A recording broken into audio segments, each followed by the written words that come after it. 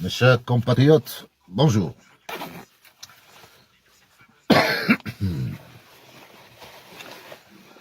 Je prends vraiment 5 minutes pour répondre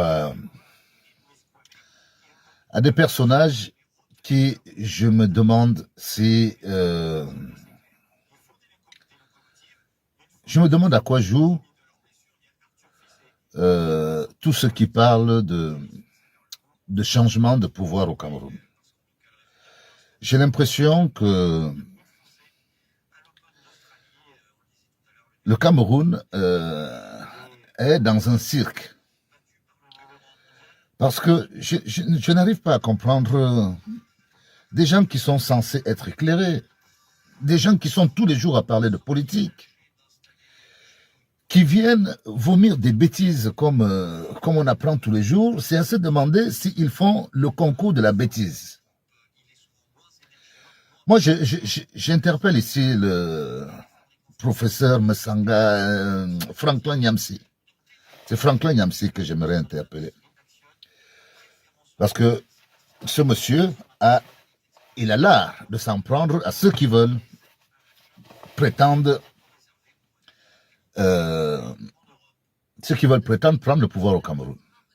Et je l'ai entendu traiter Issa Tiroma de menteur. Bon, c'est une opinion, hein. Il est libre de dire que tel est menteur. Mais c'est sur les arguments que je ne comprends pas. Je ne sais pas comment ce monsieur arrive à faire les choses de manière équitable. Il dit que c'est Paul Biya qui a permis à Issa Tiroma d'être candidat. Mais il y avait 12 candidats. Comme lui aussi, il est parti dans ce langage que c'est Paul Biya qui fait tout. Je ne sais pas si Paul Biya donne des consignes à Clément Atangana, mais je sais que le RDPC se gère sans que Paul Biya ne soit même au courant. Donc, ce sont les membres du RDPC qui maintiennent Biya. Ce n'est pas Biya qui maintient les membres du RDPC. Parce que Biya, lui, il a fini sa carrière. Il n'y a plus de plaisir pour lui personnellement à jouir de la vie. C'est un vieillard malade qui resterait tranquillement au village que sa vie ne changerait pas. Mais la situation est comme elle est. Donc, je ne comprends pas, M. Franklin Nyamsi.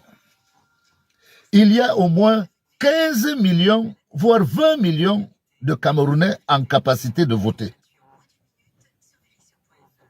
Je dis, il y a entre 15 et 20 millions de Camerounais en capacité de voter. Il n'y a eu que 1 600 000 qui ont choisi Issa Tiroma. Donc, Franklin Nyamsi, il y a 10 millions de Camerounais au moins à convaincre. Pourquoi est-ce que ce sont ceux qui ont voté pour Issa Tiroma qui vous intéressent? Parce que ceux qui ont soutenu Issa Tiroma n'iront pas ailleurs. Ils ne vont plus aller ailleurs. Parce que le patron Issa Tiroma a dit qu'il n'y a pas élection. Donc, je ne comprends pas. Il y a 10 millions, 15 millions de Camerounais qui ne sont pas inscrits. Au lieu de vous en prendre à ceux qui ont voté. Allez donc faire la sensibilisation. Franklin Nyamsi va convaincre 10 millions de Camerounais. Moi, je ne sais pas. Ce ne sont pas ceux qui ont voté pour Issa qui seront obligatoirement ceux qui voteront pour toi. Donc, franchement, je n'arrive pas à comprendre comment vous raisonnez. Mais ce que je constate, c'est que vous êtes tous dans l'amusement. Au fait, vous êtes tous payés par tous ces petits circuits que vous mijotez les uns après les autres. Et il suffit qu'on vous donne une enveloppe pour que vous veniez passer le temps à dire des choses comme vous avez un audimat qui vous suit. Eh bien, les gens sont là à vous écouter et ne prennent même pas le temps de réfléchir.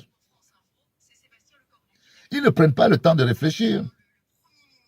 Il y a au moins 20 millions de Camerounais à convaincre. Nous, on vous dit que nous, on est avec Issa.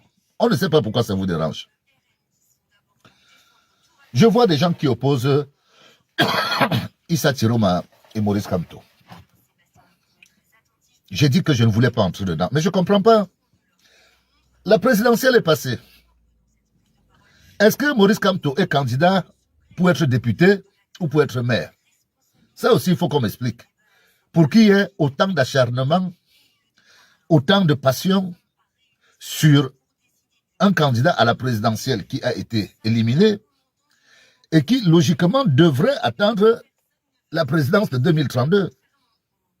Donc, je ne comprends pas. On est à 3-4 mois de la récente présidentielle et on fait ressortir le nom du professeur Kamto comme s'il y avait élection, comme si Kamto allait se présenter dans 3 mois. Il n'y a que vous qui savez ce que vous faites. Mais il faut comprendre que quand on a une conviction, nous, on a expliqué aux jeunes que le choix que nous faisons, nous restons dessus. Nous restons dessus. Le président a dit qu'on ne va pas voter. Nous, on ne va pas voter. On veut voir comment les gens voteront au nord. Nous, on veut voir. Parce que nous, on va faire une campagne pour dire aux gens du nord que ça ne sert à rien. Et c'est ça notre campagne. Nous, on va dire aux gens du nord, restez chez vous. Il n'y a pas besoin, sauf si vous voulez aller mourir. Parce que, moi, je me rappelle que le président Maurice Kamto a dit que lui, il est prêt. Il a dit devant tout le monde qu'il était prêt à se sacrifier pour le peuple. Mais Wilfried Kang a dit que non. Lui, il met Kamto de côté et il a un peuple qui doit faire la révolution. C'est quel peuple, Wilfried? Donc, le peuple fait la révolution de manière automatique.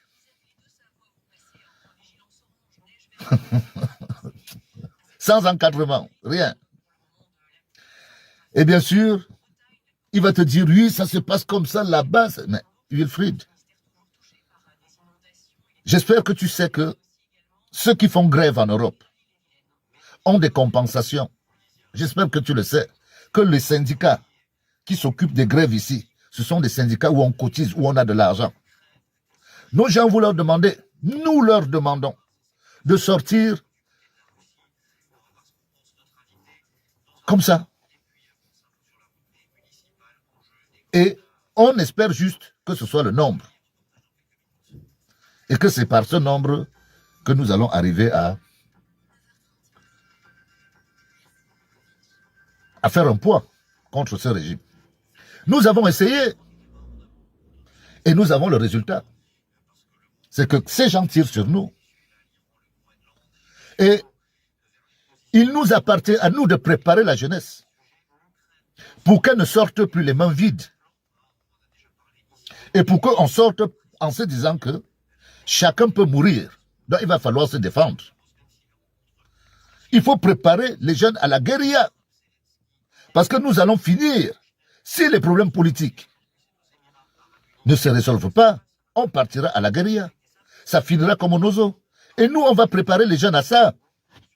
Il faut préparer les jeunes à faire bataille.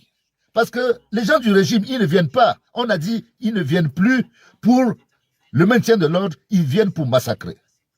Donc, il est normal qu'au moment où nous nous préparons à redescendre, que nous préparons aussi nos jeunes à sortir avec tout ce qu'il faut pour se défendre. C'est comme ça que ça va se passer maintenant. Parce que les forces de l'ordre sont aujourd'hui considérées comme, oui, comme des membres d'un gang. Ce sont des membres des gangs qui sont au pouvoir. Oui, c'est ça. C'est un gang mafieux qui recrute en ayant fait une alliance avec des étrangers. Israël est assis en Afrique centrale. Israël est assis en Afrique centrale. Tout ce qui se passe, la guerre israélienne, c'est en Afrique centrale maintenant que la guerre israélienne se finance dans les matières premières de chez nous. Eran Moss, il est là pour ça. Donc, tout ce qui se passe, notre régime est là pour remplir les caisses des colons. Et nous, vraiment, à un moment donné, on va en avoir marre. Et nous, on va dire aux jeunes, c'est votre pays, c'est notre pays à tous. Il va falloir même qu'on cotise, qu'on trouve moyen d'acheter du matériel pour offrir à nos jeunes, pour qu'on sorte. Il faut que les gens savent que quand on va sortir maintenant, ce n'est pas pour aller faire une simple grève. C'est pour aller à la bataille. Et nous allons nous préparer à ça. Donc, ceux qui veulent aller faire ce qu'ils veulent s'amuser, qui continuent à s'amuser. L'affaire du Cameroun ne nous amuse pas, nous autres. Et il va falloir réfléchir. Il va falloir réfléchir à se battre. C'est de ça qu'il s'agit. Bonne journée.